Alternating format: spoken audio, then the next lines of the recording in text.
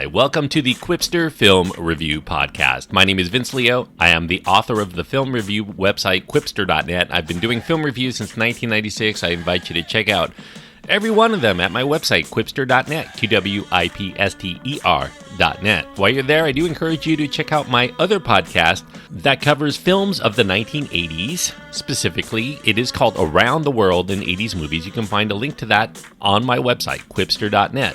Today I'm going to be looking at a film that's doing very well at the box office. It is a very gritty, grimy, nihilistic, R-rated version of Joker. It is a film based on the DC Comics character. It stars Joaquin Phoenix as Joker. It's an R-rated film. It does have strong bloody violence, disturbing behavior, language, and brief sexual images. The runtime is 2 hours and 2 minutes. In addition to Joaquin Phoenix, supporting roles go to Robert De Niro, Francis Conroy, Zazie Beetz, Brett Cullen, and Shea Wiggum. The director is Todd Phillips, who also provides the screenplay along with Scott Silver.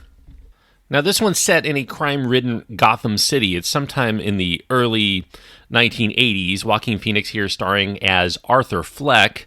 Arthur is a man who's been dealing with mental challenges his entire life. He has little to show for all of his efforts to stay on the path of sanity. One of his afflictions is an uncontrollable laugh that occurs when he's faced with things that make him anxious or stressed, and that often gets him further into trouble just on its own. He's living in this Gotham City apartment with his ailing mother, Penny, played by Francis Conroy.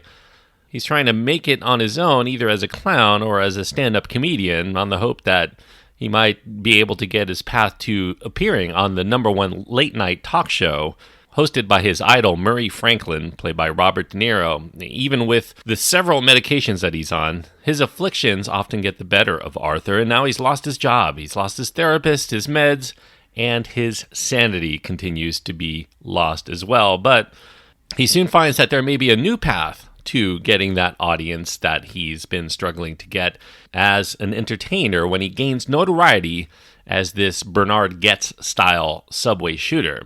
A lot more to the story than that, but I don't want to spoil it for most people who haven't seen it yet. Essentially, Joker is kind of one part character study and one part homage to Martin Scorsese's earlier filmography, most notably The King of Comedy and Taxi Driver, very much rampant throughout Joker. That homage goes one step further by casting the star of both of those portrayals of madness, King of Comedy and Taxi Driver, of course, Robert De Niro. Here he's in a supporting role as the host of the late-night talk show that Arthur daydreams constantly of making his debut appearance on. As a character study, it's a relatively slow-moving piece. It doesn't have any real action set pieces to boast. It's content to build on a more realistic portrayal of how this sick and lonely person could find himself transformed into this madman with grievances on society that he wishes to take to a public forum.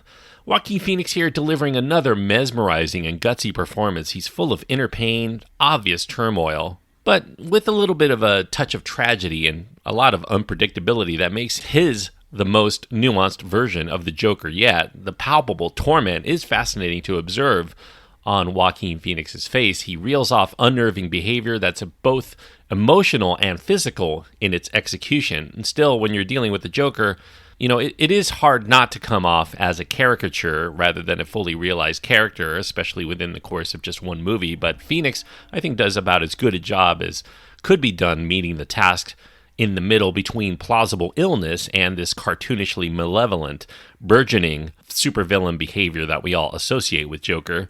The Joker benefits from a classic look that's thanks to stunning cinematography by Lawrence Sher that highlights its dark tones, its bleak atmosphere. The editing, the lighting, the camera work are also top-notch, going along with all of that in this narrative that largely strays away from the kind of CG work that usually overtakes comic book-based films. The soundtrack filters in like this weird and fascinating dream. It keeps with the lucid daydreams that Arthur engages in when he envisions his own time in the spotlight on Murray's show. Nothing we can see can be trusted as 100% real. Arthur's day-to-day existence blends with his own twisted fantasies in this way that we can only guess from the context whether what we're witnessing is fact or fiction. Now, themes regarding the mentally ill and their shunning by American society run strong in Joker. Arthur becomes, at least in his mind, the voice for the poor and the overlooked people who fall through the cracks of society, for whom no one seems to find a voice to help them get back on their feet once they've fallen. There's also this notion that those who are rich and famous get to control the crumbs of attention or success that they will allow among those who are poor nobodies. Arthur's quest to find a way to earn his overnight success and his notoriety become part of the film's notion of a climax. In real life, during the 1980s, there was a lot of government funding that was being cut to help the mentally ill, and that resulted in a marked increase in those who were not able to get the support or medication that they needed to keep it in check, and there was this boom in homelessness and then a lot of extenuating violence that would plague the era in a way that actually has continued to this day. Now, although dealing with a character that they may not know from their cartoons or comic books, parents should probably be aware that Joker is absolutely not for children. It may be a bit too violent and depressing for even some adults. Batman purists may have some trouble also embracing this take on the classic character, as well as those who expect their comic book stories not to cross over into very sad and sadistic R-rated territory. The depiction here of Thomas Wayne in particular, a billionaire running for office, this depiction that makes him out to be not a very kind or loving father or husband, that may rankle a few long-term fans of these characters and their backstories going back many, many decades. In fact, Joaquin Phoenix argued against Thomas Wayne's inclusion in the film, and he also did not like a lot of the other direct tie-ins with the Batman mythos that the narrative takes, including he also objected to having to shed over 50 pounds to play Joker in that gaunt and lanky manner in which he's frequently depicted. Even with these things, Joker does mostly stay away from the typical Batman storyline much of the time, only tying it in within a couple of scenes, with one particular scene that doubles as an origin story for a young Bruce Wayne to later be what he intends to be in life.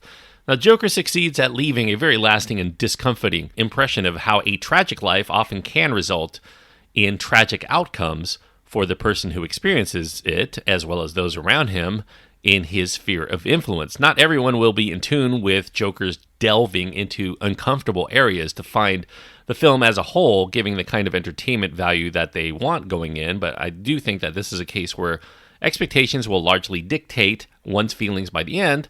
But my personal take, if you take Joker on its own terms as a relatively grounded way to explain how Joker came to be, I do think Joaquin Phoenix manages to ultimately convince through the method acting of his madness. There's no joy in hearing Joker's laughter in this film, and I do think that it is actually quite effective in that regard. It does leave a lasting impression that I think makes it a pretty good movie, and that's enough for me to give it 3.5 stars out of 4. 3.5 stars on my scale means I do think it is a good film. I do ultimately think that a lot of the complaints that happen to be about this film happen to be from expectations or demands of what they want out of Batman's entertainment. I think if you removed the Batman mythos from it, I wish actually kind of agree with Joaquin Phoenix. Maybe they should have removed it altogether, at least for this first film, if they want to continue the storyline.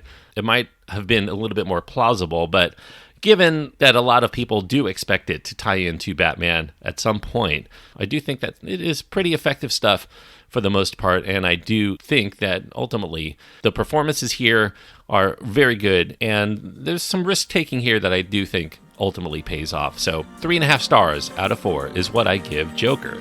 Obviously, this is a film that has been splitting a lot of fans and a lot of people who have taken it in. Obviously, I do think that there are going to be people out there that are disagreeing with my take here. If you have any thoughts that I may have left out or you want to impart, you can find my contact information at my website. That's at quipster.net, QWIPSTER.net. While you're there, I do encourage you to check out my Twitter feed, my Facebook page, my Instagram. All of those are also adequate ways to get in touch with me. Until next time, thanks everyone for listening, and please enjoy your time anytime you get to go to the movies.